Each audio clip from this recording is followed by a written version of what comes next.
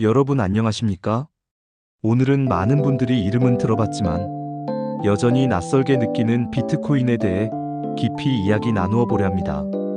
특히 50대 이상 세대분들이 쉽게 이해할 수 있도록 어렵고 복잡한 기술 용어는 최대한 줄이고 생활 속 이야기와 비유를 통해 차근차근 설명드리겠습니다.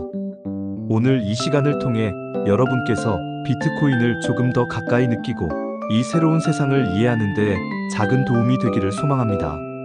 1부 돈의 역사와 비트코인의 등장. 먼저 이런 질문으로 시작해 보겠습니다. 비트코인이란 도대체 무엇인가? 많은 분들이 비트코인 하면 머릿속에 주식 차트처럼 막 오르락내리락하는 그래프나 뉴스에서 들려오는 가격이 폭등했다, 폭락했다라는 단어가 먼저 떠오르실 겁니다. 그래서 비트코인은 투기나 도박 같은 것으로만 오해되기도 합니다. 하지만 비트코인의 본질은 단순히 돈을 벌기 위한 수단이 아니라 돈의 새로운 형태라고 보시면 됩니다. 우리가 살아온 삶 속에서 돈은 늘 변해왔습니다.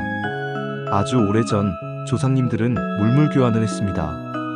쌀과 옷을 바꾸고 고기를 주고 도구를 받았습니다.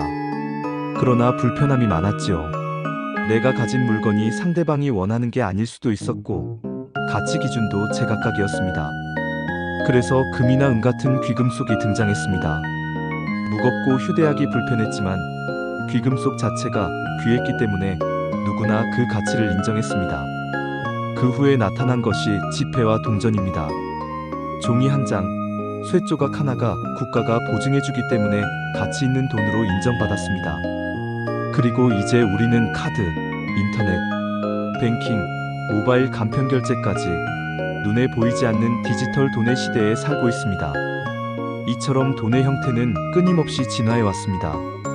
그런데 이제 인류는 또 다른 형태의 돈, 즉 중앙은행이나 국가가 보증하지 않는 새로운 디지털 화폐를 만들어냈습니다.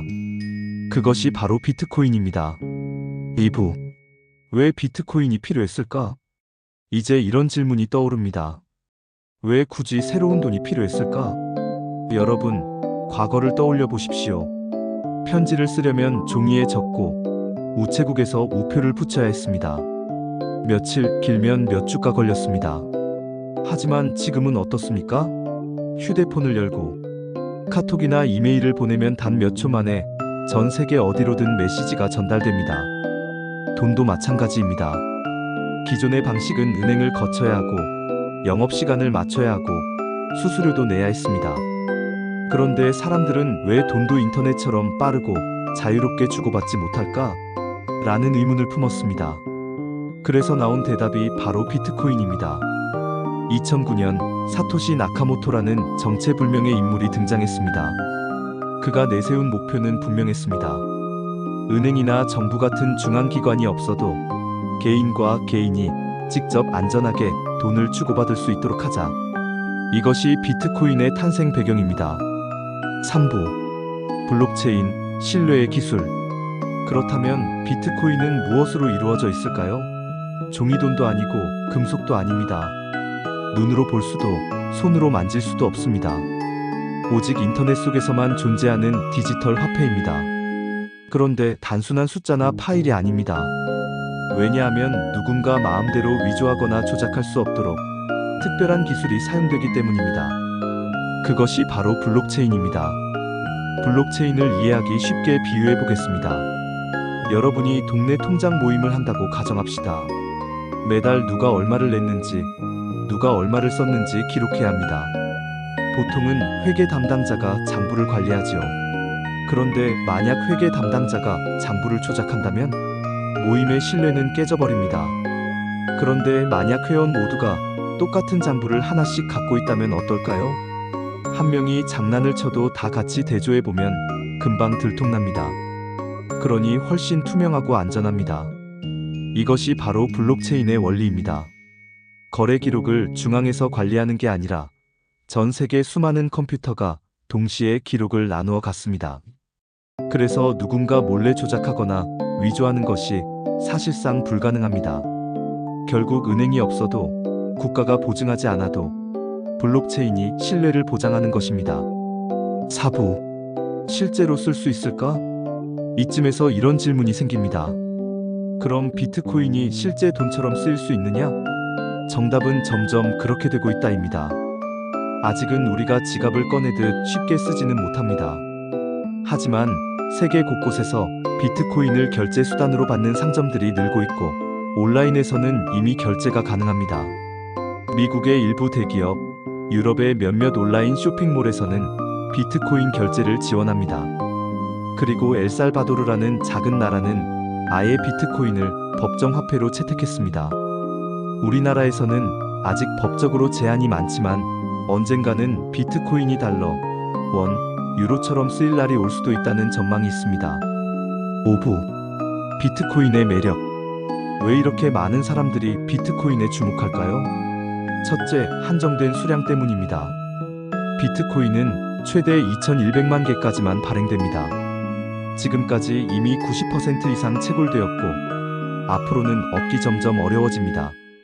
희소성이 커질수록 가치는 올라갈 수 있습니다. 둘째, 정부나 중앙은행의 간섭이 없다는 점입니다. 우리가 쓰는 돈은 필요하면 중앙은행이 얼마든지 찍어낼 수 있습니다. 그래서 물가가 오르고 돈의 가치가 떨어지는 일이 발생하지요. 하지만 비트코인은 정해진 규칙대로만 발행되며 누구도 바꿀 수 없습니다. 셋째, 국경이 없다는 점입니다. 원화는 한국에서만, 달러는 미국에서 주로 쓰입니다. 그러나 비트코인은 인터넷만 연결되어 있으면 전 세계 어디서든 주고받을 수 있습니다. 은행 영업시간, 높은 수수료에 구애받지 않고 말입니다. 6부. 위험과 한계. 하지만 장점만 있는 것은 아닙니다. 분명한 한계와 위험도 있습니다. 첫째, 가격 변동이 너무 심합니다. 하루에도 몇십 %씩 오르락내리락 할 때가 있습니다. 그래서 투자 목적으로 접근했다가 큰 손실을 보는 경우가 많습니다. 둘째, 법과 제도가 미비합니다. 범죄에 악용되거나 투자 사기가 벌어지는 경우도 있습니다. 특히 나이가 있으신 분들이 몇 배로 불려주겠다는 말에 속아 피해를 입는 사례가 많습니다. 셋째, 아직 일상에서 쓰기 불편합니다. 커피 한 잔 사는데도 가격 변동이 심하다 보니 안정적인 화폐라기보다는 투자 자산에 가깝습니다. 7부. 왜 알아야 할까? 그럼에도 불구하고 우리는 왜 비트코인을 알아야 할까요? 이유는 간단합니다. 인류의 돈의 역사가 바뀌고 있기 때문입니다. 인터넷이 처음 나왔을 때를 떠올려 보십시오. 당시 많은 분들이 이게 뭐가 대단하냐? 며 무심했습니다. 그러나 지금 인터넷 없는 세상은 상상조차 할 수 없습니다. 비트코인과 블록체인도 마찬가지입니다. 지금은 낯설고 이해하기 어렵지만 10년, 20년 후에는 우리의 삶 속 깊이 들어올지도 모릅니다. 그래서 투자가 아니라 이해가 필요합니다. 8부. 마무리 메시지. 정리해보겠습니다. 비트코인은 은행이나 정부 없이 개인과 개인이 직접 주고받을 수 있는 디지털 화폐입니다. 블록체인 기술이 거래를 안전하게 보장합니다. 발행량이 한정되어 있어 희소성이 있습니다. 그러나 가격 변동이 심하고 제도가 완비되지 않아 위험도 큽니다. 이 이야기를 들으시면서 비트코인이 단순히 투기의 대상이 아니라 인류가 만들어낸 새로운 도전이자 실험이라는 점을 느끼셨길 바랍니다. 50대, 60대, 70대를 살아가는 우리 모두는 이미 수많은 변화를 경험했습니다. 흑백 텔레비전에서 컬러로, 삐삐에서 휴대폰으로, 공중전화에서 스마트폰으로 그 모든 변화가 처음에는 낯설고 이해하기 어려웠지만 결국 우리의 삶을 풍요롭게 만들었습니다. 비트코인과 블록체인도 마찬가지입니다. 지금은 생소하지만 언젠가는 우리 삶 속에 자연스럽게 스며들지 모릅니다. 그러니 겁내지 마시고 무작정 뛰어들지도 마시고 열린 마음으로 지켜보시면 됩니다. 오늘 이 시간을 통해 여러분이 새로운 세상의 흐름을 조금 더 깊이 이해하시길 바랍니다. 감사합니다.